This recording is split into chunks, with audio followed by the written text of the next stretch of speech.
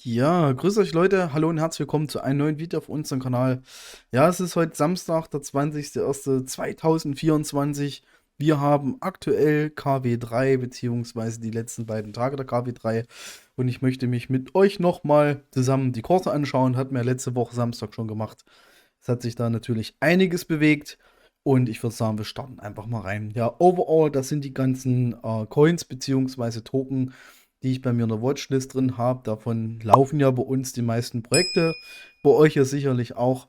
Von daher seht ihr gleich hier oben Polygon und Ethereum. Also Polygon als Äquivalent für die ganzen Projekte wie zum Beispiel Geodenet. Man kann ja auch in Matic tauschen oder halt eben Dimo, genau das gleiche. Ethereum Classic als quasi Gegenstück für ETC POW. Ja, ansonsten Caspar Mining etc. etc. Wir gucken uns jetzt mal die einzelnen Kurse an. Ich meine, overall gesehen seht ihr hier, wir haben ein bisschen mehr Rot als Grün aktuell. Das Einzige, was ein bisschen performt hat diese Woche, war Geodenet, Dimo und Hivemapper. Wir gucken aber uns auch gleich nochmal Details an. Alles andere seht ihr hier, ist stark im Südtrend. Das bedeutet, hier geht es kurstechnisch abwärts. Ist aber nicht schlimm. Projekte sollte man ja immer lang bis also beziehungsweise mittelfristig bis langfristig betrachten. Ja, und wir sind ja auch keine Daytrader, ich sag's mal so. Ja, gucken wir uns mal Währung Nummer 1 an, und zwar Caspar. Die meisten von euch haben ja genau wie wir auch einen Caspar Miner zu Hause stehen, also zum Beispiel den Ice River KS0 Pro. Wir sind nach wie vor im Solo-Mining unterwegs. Bei uns scheint sich das halbwegs noch zu lohnen.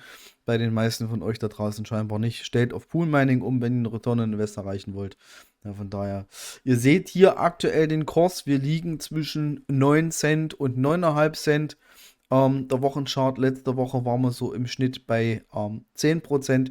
Ihr seht hier, wir haben quasi einen Abwärtstrend von rund 10% in den letzten 7 Tagen. Ja, wenn wir jetzt nochmal auf Monatsbasis sehen, seht ihr, sehr volatil, mal hoch, mal runter.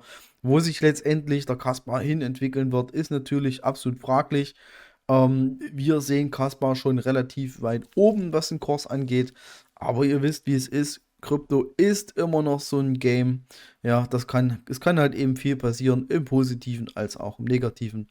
Von daher, also quasi Krypto ist immer ein bisschen risky. Ja, den Coin bzw. Token Nummer 2 ist Hivemapper, Honey.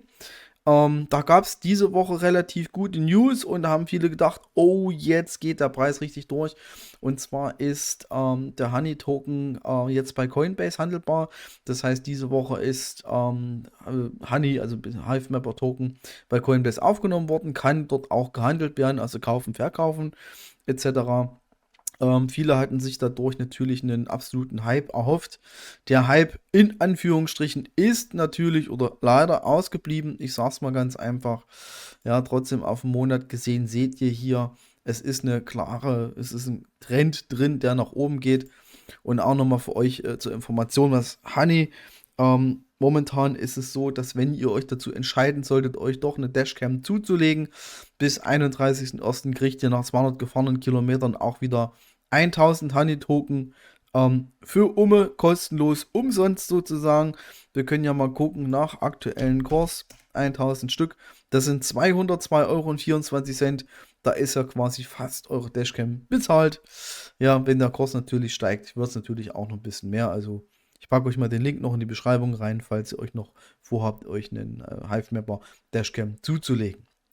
Ja, als nächstes Dimo. Hier seht ihr auch, in den letzten 7 Tagen haben wir hier eine Tendenz von 3,56% steigend. Ihr seht hier, wir hatten zwischendurch auch wieder 50 bis 60 Cent oder grob überschlagen erreicht mit dem Token. Ich vermute aber mal, ihr seht es hier, dass sich so bei 40 Cent der Coin bzw. Token irgendwann einpegeln wird. Ja, ist meine persönliche Vermutung. Kann natürlich auch sein, dass der Token irgendwann durch die Decke schießt.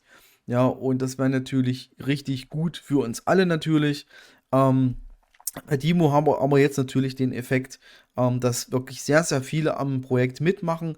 Das heißt, viele haben einen Autopie und einen Macaron. Somit werden auch die Rewards weniger, weil dieser Pool wo quasi die Tokens ausgeschüttet werden, der wird halt eben auch nicht automatisch größer. Deswegen können wir nur hoffen, dass der Preis steigt.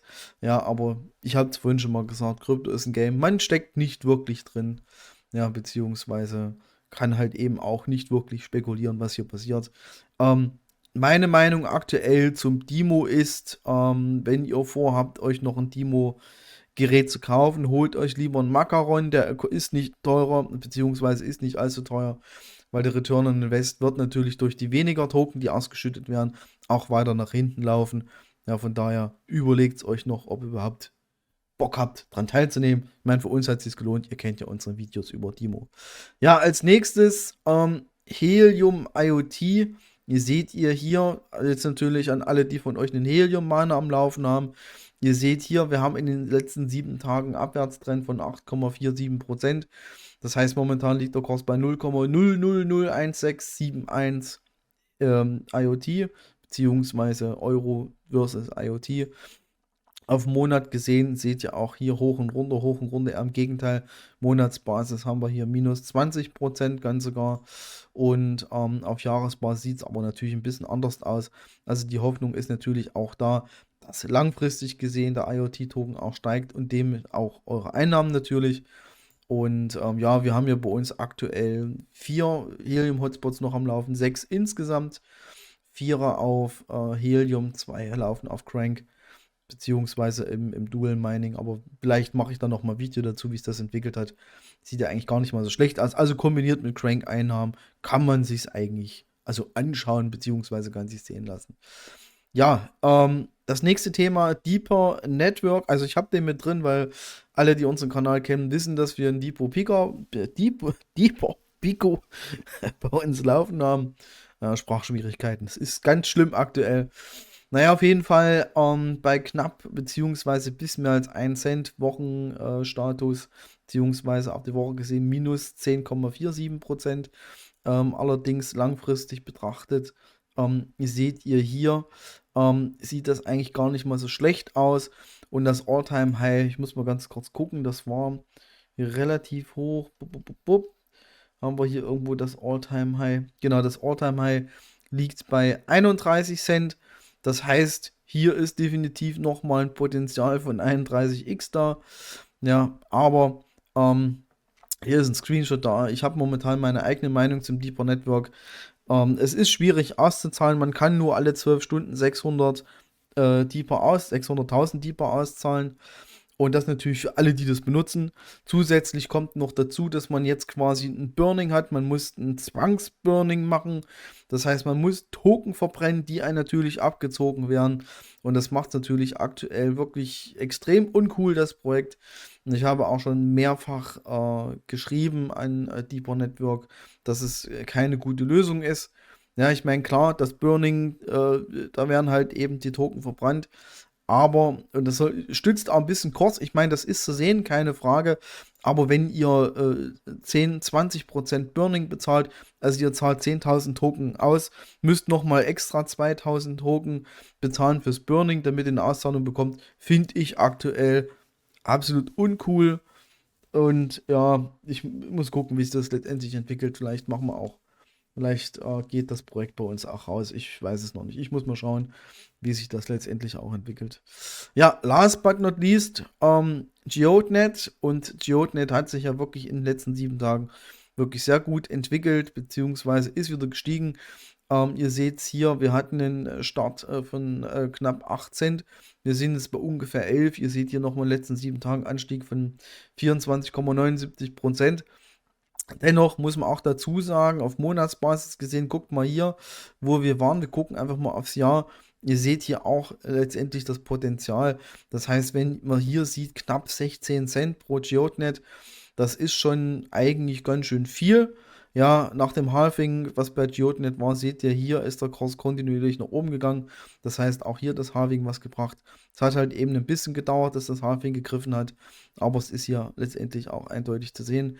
Wir können ja auch mal gucken, aktuell bei dem Kurs, was bei rumkommt. Also jeder, der einen Triple-Band-Miner von Geodenet macht, kriegt 48 Token am Tag. Das heißt, wenn auch das NFT vorhanden ist, man so gut wie allein ist in seiner Wabe, da sind wir aktuell bei 5,36 € am Tag. Das kann sich sehen lassen. Ja, sicherlich sind die Investitionskosten relativ hoch, aber langfristig gesehen lohnt sich das auf jeden Fall. Na, wir hatten unseren Return on Invest schon, aber die Videos kennt ihr sicherlich auch von unserem Kanal. Last but not least, ETC POW bzw. ETC MC. Ich habe es ja sehr oft angekündigt, dass halt eben so ein bisschen die Liquidität am Schwanken ist. Und wenn man auch aktuell sieht, das Verhältnis, es wird aktuell 3-4 Mal so viel verkauft wie gekauft. Das heißt, es ist ganz klar, dass der Kurs hier nach unten geht. Aktuell, was haben wir hier auf dem Tarot? 21 Dollar-Cent pro ETC POW. Und ihr seht auch hier in den letzten Tagen sieht es wirklich nicht allzu gut aus. Auch die Liquidität ist um die Hälfte gesunken. Ihr seht, wir haben gerade mal nur noch 416.000 in der Liquidität. Und es ist halt eben, ja, kurstechnisch sieht es wirklich nicht gut aus. Ich meine, ihr habt die News bestimmt bei uns gesehen. ETC MC wird möglicherweise auf eine CX einsteigen, also Centralized Exchange, MXC, wenn ich das jetzt richtig ausgesprochen habe, da soll der Token gelauncht werden. Und ETC POW hat auch seinen eigenen DEX gestartet, also Decentralized Exchange, um da halt eben auch Liquidität aufzubauen.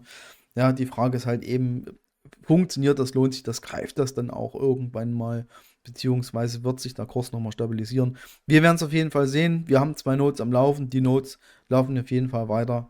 Ja, von daher, ja, das soll es jetzt erstmal von mir gewesen sein. Wie gesagt, ihr habt gesehen, wie es aktuell aussieht. Ich würde sagen, wir lassen es erstmal dabei. Mal schauen, ob wir nächste Woche Samstag nochmal genau so eine Runde machen über unsere Coins bzw. Token.